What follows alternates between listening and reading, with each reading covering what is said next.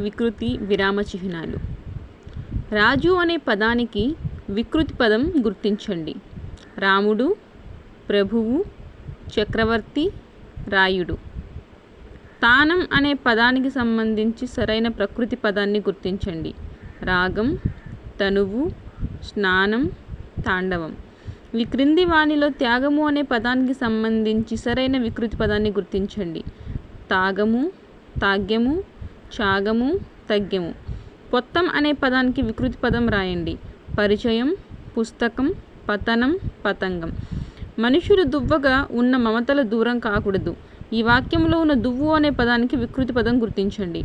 దువ్వు, దున్ను, దూరం, దూకడం. చిత్రం అనే పదానికి వికృతి పదం రాయండి.